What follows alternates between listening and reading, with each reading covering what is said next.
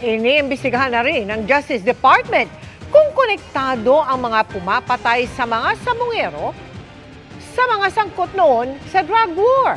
Nakatutok si Salima Refran. Kasunod ng pagkakarecover ng mga sakong naglalaman ng mga buto sa Taal Lake, tumitibay raw ang case build-up ng Department of Justice kaugnay ng mga nawawalang sabungero. We're going about the narration of Patidongan in the moves that we are asking the authorities, meaning the Coast Guard and the Navy, to search. Mukhang nakasanayan na ang magtapon talaga ron. It has already become a place to dispose of human remains. Ang pagkakadiskubre ng mga sako, bunsod ng mga pahayag ng akusadong humaharap ngayon bilang whistleblower na si Julie Dondon Patidongan. Ayon kay Justice Secretary Jesus Crispin Remulla, hihintayin ang resulta ng forensic examination sa mga buto at sa DNA matching sa mga kaanak na mga nawawala. Nagiging malinaw yung legal aspects na kinakailangan namin i-clarify within our ranks. Hindi pwedeng bara-bara. It can be murder, it can be kidnapping, it can be a violation of international humanitarian law, it can be a violation of 1951. So marami kaming ini-explore dyan na possibilities. Ipinagkibit-balikat naman ni Remulla ang mga lumalabas sa social media na umano'y tanim sako kasunod ng pagkakadiskubre ng mga ito sa Taal Lake. Wala, ano yan, kalokohan yan. Alam mo yan, this country is full of politics and troll farms that they always want to spoil whatever good things that we can do as a country. Iniimbestigahan na rin ng DOJ ang koneksyon ng mga death squad na pumapatay sa mga sabungero at sa mga sangkot naman sa mga pagpatay noong drug war. May mga taong parehong involved sa pagpatay ng tao sa drug war at sa isabong. That's as far as we can trace right now, but we will have to establish clearer links to each other. Tinanong naman si Remulla kung mula sa mga umatras noon mga kaanak ng mga nawawalang sabungero ay may nagpahiwatig ng muling pagnanais na ituloy ang mga kaso. Di man ito direktang sinagot ng kalihim. Sabi niya, the state is the interested party here. Kaya wag natin sasabihin na porke may pamilyang tumahimik, hindi na kakasuhan tungkol sa pamilya, sa kamag-anak nila. Hindi po. This is the interest of the state. And that is the interest of the people of the Philippines. Para sa GMA Integrated News, Salima Refran, Nakatutok, 24 Oras. Mga kapuso, may bagong low-pressure area na nabuo sa labas ng Philippine Area of Responsibility. Huli itong namataan sa layong 1,880 kilometers east-northeast ng extreme northern Luzon. Ayon sa Pag-asa, inaasahan itong lalayo at hindi tutumbukin ng bansa, pero may iba pang cloud cluster o kumpol ng mga ulap na minomonitor sa silangang bahagi ng Visayas at Mindanao. Sabi ng Pag-asa, may tsansang mabuo yan bilang panibagong LPA. Ayon sa latest outlook ng Pag-asa, may dalawa pang sama ng panahon na posibleng mabuo o pumasok sa PAR ngayong linggo. Isa riyan ang may tsansang maging bagyo. Patuloy na mantabay sa mga update sa mga susunod na araw. Habagat pa rin ang patuloy na makakaapekto sa malaking bahagi ng bansa. Base sa datos ng Metro Weather, umaga bukas may pag-ulan na sa western portions ng bansa, kasama ang Palawan, Western Visayas at Zamboanga Peninsula. Sa hapon, halos buong bansa na ang posibleng ulanin. Malalakas ang ulan sa malaking bahagi ng Luzon, Panay Island, Eastern at Central Visayas at halos buong Mindanao. Maging handa pa rin sa banta ng baka o landslide. May tsansa rin ng ulan sa ilang bahagi ng Metro Manila bago magtanghali. Posibleng maulit yan sa hapon at gabi.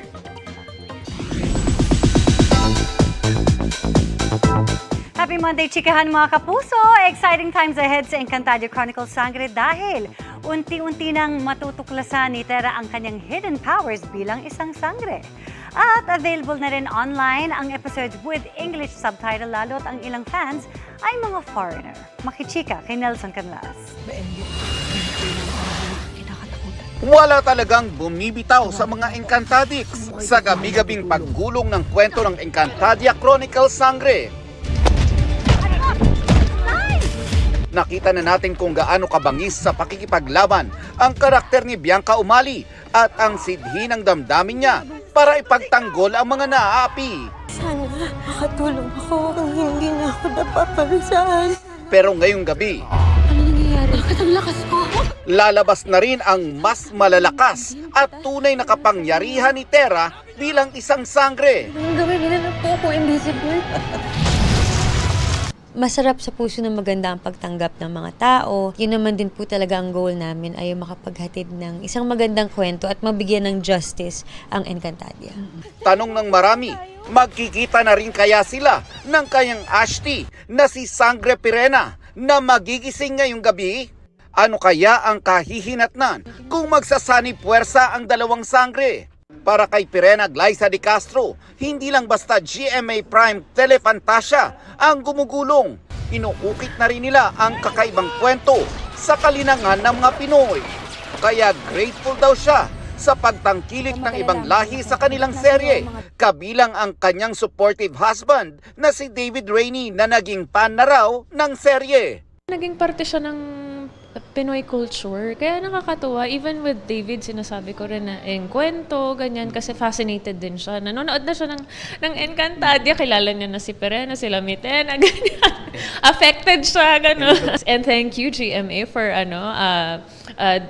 making subtitles sa mga international fans, di ba? Nelson Canlas, updated sa Showbiz Happenings. Laking gulat ng isang pamilya sa Banga, South Cotabato nang may tila naki-joyride na ahas sa kanilang road trip. My God! Bay, halas, bay. Dali, sunod sa ano? Wala kasi magsunod. My God! Napasigaw ang mga sakay ng sasakyan nang lumitaw sa windshield ng isang ahas. Ayon sa driver, papunta sila sa isang birthday party nitong Biyernes nang maparaan sa liblib na kalsada. Laking gulat na lamang nila nang may biglang sumulpot na ahas. Hindi sila huminto at ginamit na lamang ang wiper para itaboy ang ahas hanggang sa mawala ito. Hindi na rin nila nalaman kung saan galing at kung anong klaseng ahas ang napadpad sa sasakyan. Patay ang isa habang nasagip ang tatlong stranded malapit sa isang talon sa Cebu City sa gitna ng pagragasa ng tubig dahil sa masamang panahon. Nakaranas rin ng baha at mga pagguho ng lupa ang iba pang probinsya ng mula Luzon hanggang Mindanao. Nakatutok si Oscar Oida. Gamit ang lubid, sinagip ng mga otoridad ang dalawang stranded sa isang talon sa Budlaan, Cebu City. Napag-alamang may dalawa pang stranded sa hindi kalayuan kung saan sila ni-rescue.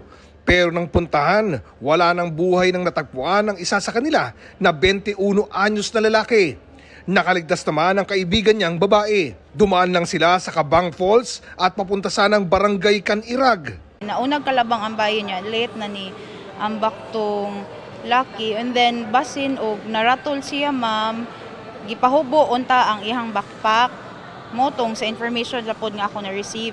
However, murag sa iha tingaling karatol, wa niya nahubo iyang backpack, murag ihang nada. So na submerge siya sa tubig. Naka-add po tingali ito sa gibug-aton plus ang sug po ato nga time is unsa gyud heavy gyud siya. Sa Esperanza, Sultan Kudarat naman, tuluyang tinabunan ng makapal na putik kaya di na makilala ang isang kalsada. Pahirapan ang pagdaan ng ilang residente. Tulong-tulong ang ilan na magtawid ng motorsiklo. Ilang araw namang lubog sa baha ang ilang paaralan sa Maguindanao del Sur dahil sa mga pag-ulan noong nakaraang linggo. Sa ngayon, salitan umano ang klase ng mga estudyante sa dalawang classroom. Nasagip naman ang 18 pasahero at crew ng isang motorized bangka na tumaob sa kalampasihan sa Maluso, Basilan dahil sa masamang panahon. Base sa investigasyon, lumakas ang hangin habang naglalayag ang bangkang galing sa Sulu. Nasa maayos na umanong kondisyon ang lahat ng na-rescue. Tila nilamon naman ng rumaragas ang tubig ang spillway sa bahaging yan ng Balatan, Camarines Sur. Sa lakas ng agos, wala halos nakatawid na sasakyan at stranded ang ilang residente. Sa ibang bahagi ng bayan, may gumuhong bahagi ng kalsada dahil sa paglambot ng lupa. Nalubog din sa baha ang ilang kalsada sa Calamba, Laguna dahil sa malakas na pag-ulan nitong Sabado. Nagdulot yan ng mabigat na trapiko sa South Luzon Expressway exit. Sunod-sunod naman ang pagdaos-dos ng mga bato mula sa bundok sa bahaging ito ng Halsema Highway sa Bauco, Mountain Province. Nagkalat ang naglalakihang bato sa kalsada. Ngayong Lunes, passable na ang lahat ng kalsada sa bayan pero patuloy ang paalala ng otoridad sa mga motorista. Dubling pag-iingat po ma'am sa lahat ng mga lalo na po dito pagka malakas pang ulan at sa gabi. Dubling ingat po ma'am lalo na pag doon sa landslide po. Tumaas din ang tubig sa Barangay Castro sa Sudipen, La Union. Ilang oras hindi nadaanan ng mga light vehicle ang bahagi ng Castro Porporiquet Access Road.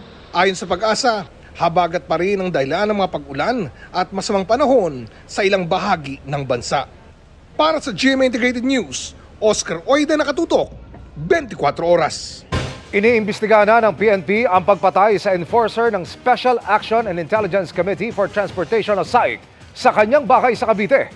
Bago pinagbabaril ang biktima, napansing tila may nagmamanman sa kanyang bahay at may nagbago sa kanyang nakagawian. Nakatutok si Joseph Moro. Binaril nitong Sabado sa mata, leeg at pisngi si Herwin Cabanban, enforcer ng Special Action and Intelligence Committee for Transportation o SAIC. Pinatay siya sa kanya mismong bahay sa General Trias, Cavite. Sa inisyal na investigasyon ng pulisya, bandang 2:00 ng madaling araw ng pasukin ang bahay nitong SAIC enforcer na si Herwin Cabanban at makikita sa pintuan ng kanyang bahay ang ilang mga marka ng sapatos. Nakunan din ng CCTV ang pag-alis ng isang van. Kwento ng kamag-anak ng biktima, ilang oras bago ang krimen ay nakita ng mga kapitbahay ang ilang tila nagmamanman sa bahay ng biktima. May umiikot na vehicle kasi may nagiinuman dun sa may kwan. May napansin lang sila. Oo, mga around 11 or 12 daw. Mga 2 a.m. siguro, yun na yun siya yung bumalik ulit. Tapos may nakarinig na isang residente, gunshot lang na 2. Ayon pa sa kaanak, wala silang alam na kaaway ng biktima o kung may kinalaman ito sa trabaho niya bilang SAIC enforcer. Sa ganung trabaho, risk kasi yan mga ganun sir, kung sa mga kung yun sa mga nakakasakwan niya sir, kung straight sir, hindi talaga kwan, kung ano yung kwan mo, violation mo yun talaga.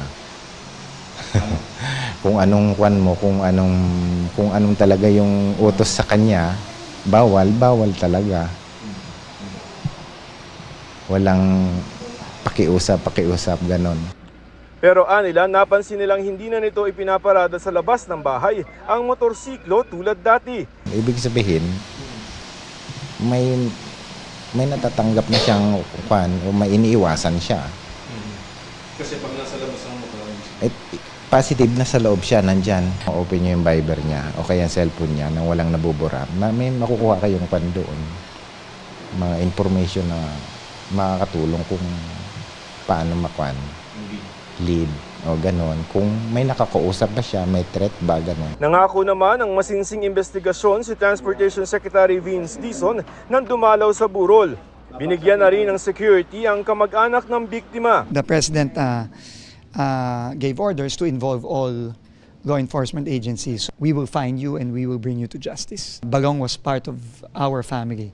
No, kasama namin siya sa pamilya sa DOTR. Our CIDG Cavite is on top of the situation. We are looking at various angles regarding this case. Bukod sa PNP, mag-iimbestiga na rin ang National Bureau of Investigation o NBI. Para sa GMA Integrated News, Joseph Morong, nakatutok 24 oras. Nasagip ang mga kawawang tuta at asong pinagsasabong umano sa lapas sa Tarlac. Ipinapalabas pa ang iligal na laban online na tinatayaan rin umano ng mga nasa abroad. Nakatutok si Jonathan Anda. Imbes na mga manok, aso ang pinangsasabong sa maliit na arinang ito sa Barangay Motrico sa Lapas, Tarlac. May mga nag-uudyok, nanonood live at ipinalalabas din online. Pero nabisto ito ng mga otoridad sa tulong ng isang informante at sinalakay sa bisa ng search warrant. Huli ang umano'y nagpapatakbo nito, isang alias Akira, sa kanyang bahay dinatna ng mga kawawang aso. Wow.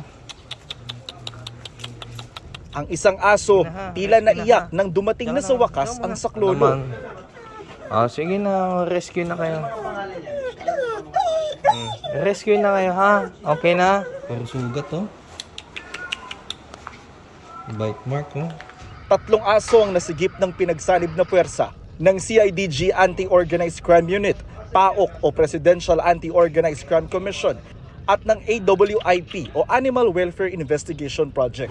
Pero bago yon, may una na silang na-rescue na 7 tuta na binili nila sa suspect para makuha muna ang kanyang loob. Ang mga tuta sinasanay na umanong ipangsabong kahit 8 linggo pa lang. Ang ilan, maliit pa pero sugat-sugat na. Pinapakagat nila yung tuta sa malalaking aso para maging mas wild, mas maging agresibo yung tuta habang lumalaki.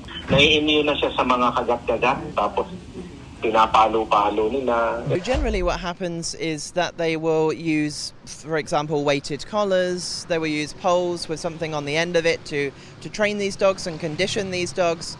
And generally conditioning is for a long period of time.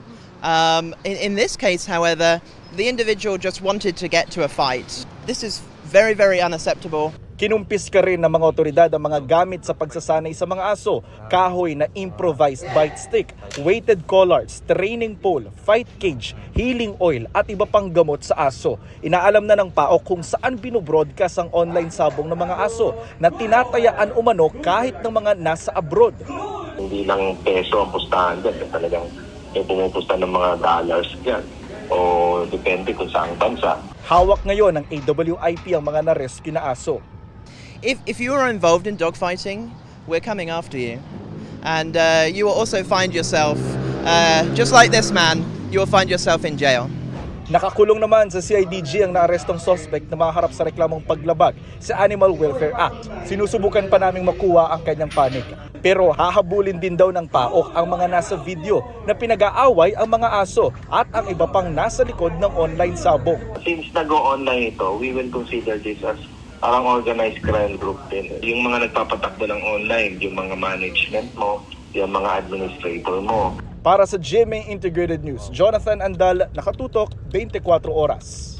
Handa ang Kamara sakaling paboran ng Korte Suprema si Vice President Sara Duterte batay sa mga technicality ng hinaharap niyang impeachment complaint. Kung sakali, pwedeng maghain ulit ng articles of impeachment laban sa kanya pagkatapos ng 1-year bar rule.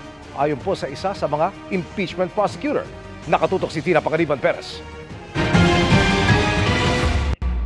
Pinabalangkas na ng Kamara ang sagot nito sa mga katanungan ng Korte Suprema kaugnay sa petisyon ni Vice President Sara Duterte na humaharang sa impeachment complaint laban sa kanya. Kabilang sa tanong ng Korte Suprema kung ano ang nangyari sa unang 3 impeachment complaint na inihain laban kay Duterte.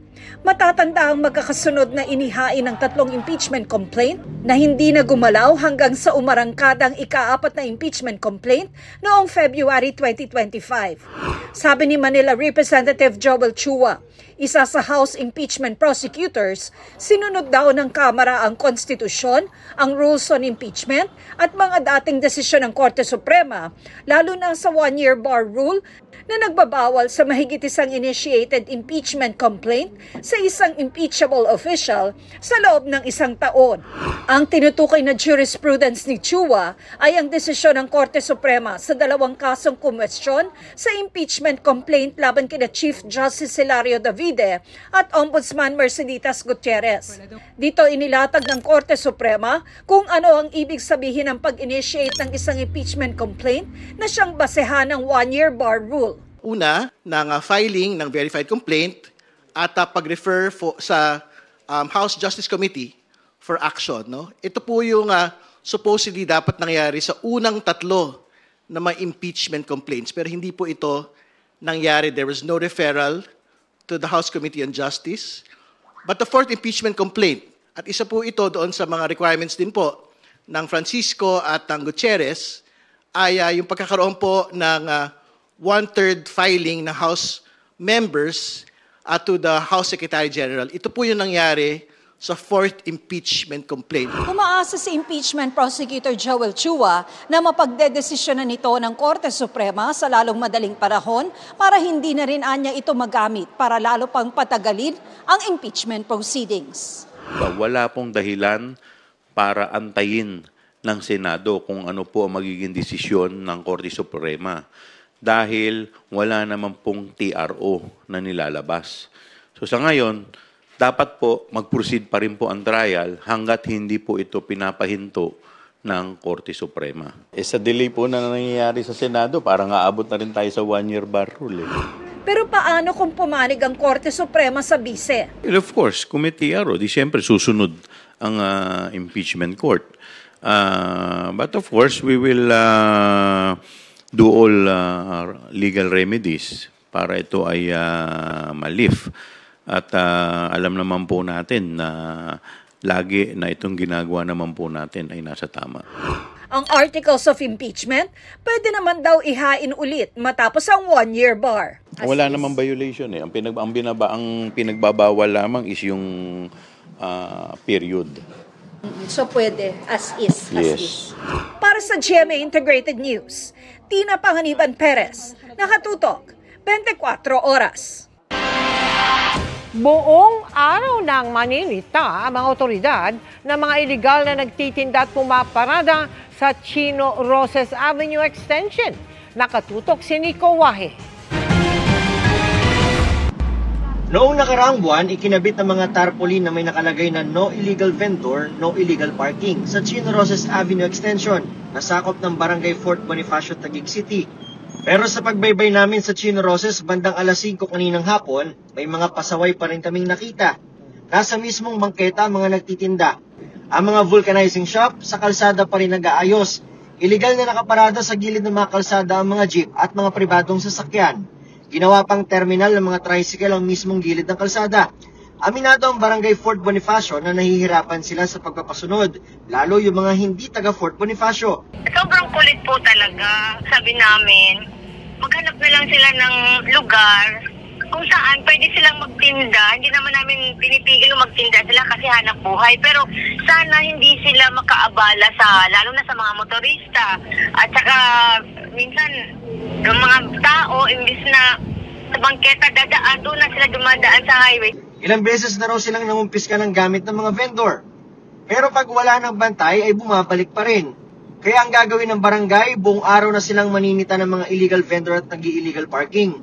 Magsakripisyo na lang po ng konti ang barangay at maglagay na po talaga dyan ng standby po na personnel para manita. Magre-request din daw sila ng seminar sa MMDA para sila na raw ang maninikat sa mga mahuhuli nila. Sabi ng MMDA, magandang hakbang yan. Get the accreditation from us na mabigyan sila ng authorization to use the UOVR o yung ticket po natin.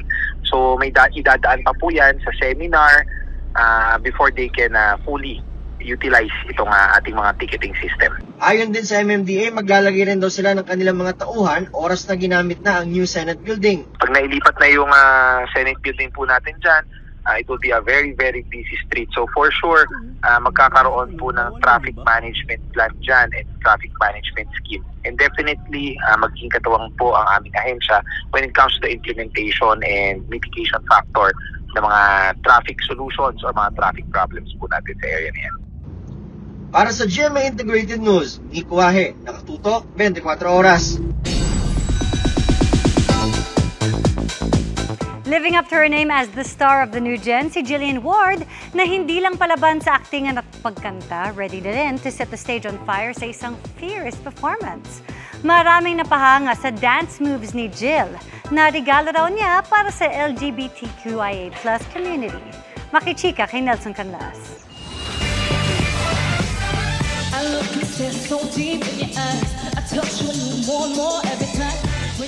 From the all-out Sunday stage,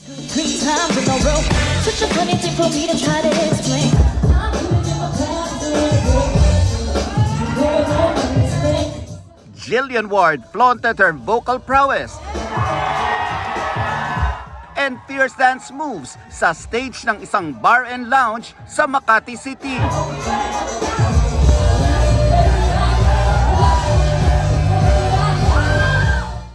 Ang on-fire performance ng star of the new gen, regalo niya for the LGBTQIA+ community, pahabol sa katatapos lang na Pride Month. Surprise niya rin ito para sa drag queen na nag-i-impersonate sa kanya. Nakasama rin niyang nag-perform on stage. Non-stop ang pag-cheer sa kanya ng crowd. After the performance, nagyakapan ang dalawa. Sabi ni Jillian sa kanyang Instagram post, Pride Month may be over but the energy lives on. Ang video na yan umani ng over 1 million views on Facebook and TikTok na may libo-libo ring reactions. Marami ang napabilib kay Jillian sa kanyang total performance. Nelson Canlas updated sa Showbiz Happenings. At yan ang mga balita ngayong Lunes. Ako po si Mel Tiangco para sa mas malaking misyon. Para sa mas malawak na paglilingkod sa bayan, ako po si Emil Sumangil. Mula sa GMA Integrated News, ang News Authority ng Pilipino, nakatuto kami 24 oras.